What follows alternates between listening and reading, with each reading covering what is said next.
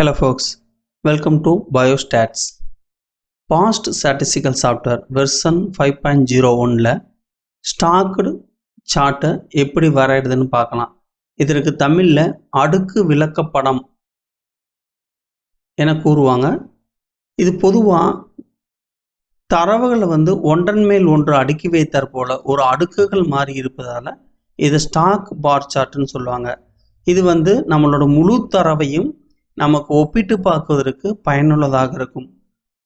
Biological சயின்ஸில் stocked bar chart விகிதாச்சார தரவுகள் காட்சிப்படுத்துவதற்கு மிகவும் பயனுள்ளதாக இருக்கும். அதாவது உயிர் அறிவியலில்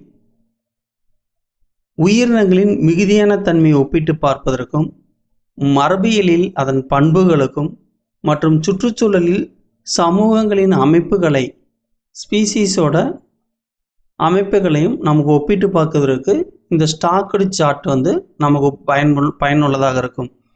இந்த அடுக்கு விளக்கப்படம் அதாவது ஸ்டாக்டு சார்ட்டை ஒரு பாஸ் ஸ்டாட்டிஸ்டிக்கல் சாஃப்ட்வேரில் எப்படி எளிமையாக வரையலாங்கிறத பார்க்கலாம். இதற்காக நம்ம எடுத்துக்கொண்ட டேட்டா பார்த்தீங்கன்னா டிஃப்ரெண்ட் லொக்கேஷன்லேருந்து, அதாவது 2 river, lake, wetland and ground வாட்டர்லேருந்து டிஃப்ரெண்ட் என்வரான்மெண்டல்லேருந்து நம்ம வாட்டரோட பொல்யூட்டண்ட்டை எடுத்திருக்கோம். ஸோ இதில் nitrogen, phosphorus, heavy metal and pesticide இது எல்லாமே எடுத்துருக்கிறோம். அதனோட டேட்டா நமக்கு கொடுக்கப்பட்டிருக்குது. இது எல்லாமே நியூமெரிக்கலில் தான் இருக்குது, பர்சன்டேஜில் இல்லை. ஸோ ஸ்டாக்டு பார் சார்ட்டில் பர்சன்டேஜாகவும் டேட்டாவை நம்ம யூஸ் பண்ணலாம், நியூமெரிக்கலாகவும் யூஸ் பண்ணிக்கலாம். ஒரு டேட்டாவை நியூமெரிக்கல்லேருந்து பர்சன்டேஜுக்கு எப்படி கன்வெர்ட் பண்ணுங்கிறது ஆல்ரெடி ஒரு வீடியோ லிப்ரா ஆஃபீஸ் கேலக்ஸில் வெளியிட்டிருக்கோம். அந்த வீடியோவோட லிங்க்கு இந்த வீடியோ டிஸ்கிரிப்ஷனில் கொடுக்குறேன். மேலும் பாஸ் ஸ்டாட்டிஸ்டிக்கல் சாஃப்ட்வேரில் ஒரு டேட்டா எப்படி இம்போர்ட் பண்ணுறது, எடிட் பண்ணுறது, கஸ்டமைசேஷன் பண்ணுறது போன்ற சந்தேகங்கள் உங்களுக்கு இருந்தால் அதனோட வீடியோவோட லிங்க்கும் இந்த வீடியோ கீழே டிஸ்கிரிப்ஷனில் பாக்ஸில் இருக்கும். உங்களுக்கு சந்தேகம் இருந்தால் அந்த வீடியோ பார்த்துக்குங்க.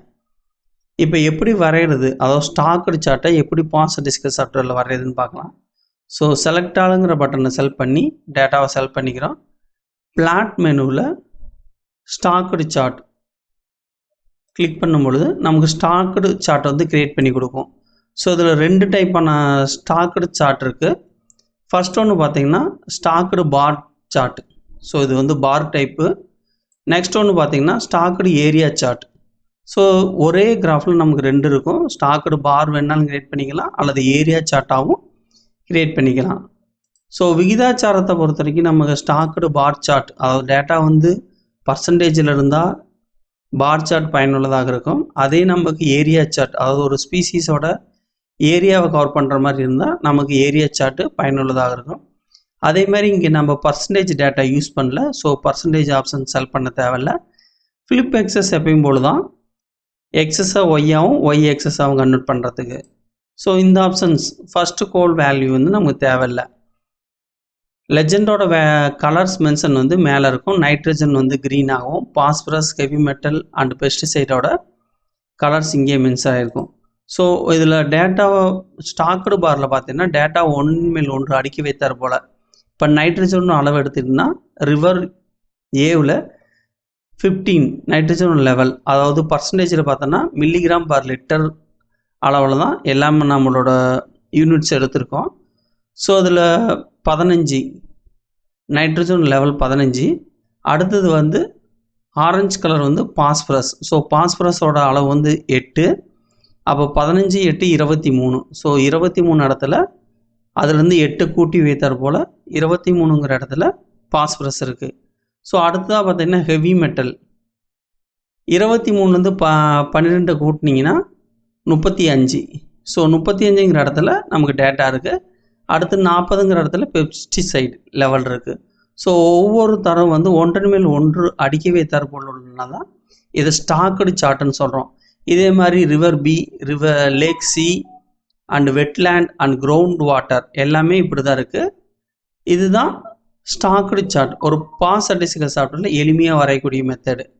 அதேமாதிரி ஏரியா சார்ட். ஸோ ஸ்டாக் ஏரியாவும் அதே மாதிரி தான் ஒன்றன் மேல் ஒன்று அடுக்கி வைத்தார் போல் இருக்கும். இதில் அடிஷ்னல் ஆப்ஷன்ஸ் பார்த்திங்கன்னா நம்ம திக் லைன் ஒன்று தான், அண்ட் வேறு எதுவும் நம்ம யூஸ் பண்ண போகிறதில்ல. டைட்டில் இங்கே ஆட் பண்ணிங்கனாலும் உங்களுக்கு இங்கே டைட்டில் ஆட் ஆகலை. ஸோ எக்ஸ்போர்ட் ஆப்ஷன்ஸ் எப்பொழுதும் போல தான் ஜேபிஜி செலக்ட் பண்ணி சேவ் ஆஸ்ங்கிற பட்டனை கொடுக்கும் பொழுது நமக்கு சேவ் பண்ணிக்கலாம். சப்போஸ் இப்போ நம்ம சூஸ் பண்ணியிருக்கிறது ஸ்டாக்குடு ஏரியா சார்ட் தான். ஸோ இப்போ நம்ம சேவ் பண்ணோம்னா ஸ்டாக்குடு ஏரியா சார்ட் மட்டும் தான் சேவ் ஆகும். இதே நமக்கு ஸ்டாக்குடு பார் சார்ட் வேணும்னா பார் சார்ட்டை தேர்வு செஞ்சுக்கிட்டு கிராஃப் செட்டிங்கில் போயிட்டு இப்போ சேவ் ஆஸ்ங்கிற பட்டன் கிளிக் பண்ணும் பொழுது நமக்கு ஸ்டாக்குடு பார் சார்ட்டு சேவ் ஆயிரும். ஸோ இந்த வீடியோவில் ஏதாவது டவுட் இருந்தால் கீழே கமெண்ட்ஸ் பண்ணுங்கள், நான் உங்களுக்கு ரிப்ளை பண்ணுறேன். மேலும் இந்த வீடியோ உங்களுக்கு பிடித்திருந்தால் அல்லது இது யாருக்கு உபயோகம் இருக்குமோ தோணுதோ அவங்களுக்கு ஃபார்வர்ட் பண்ணுங்கள். இந்த வீடியோவை பார்த்தமைக்கு நன்றி. மேலும் ஒரு வீடியோவில் சந்திப்போம்.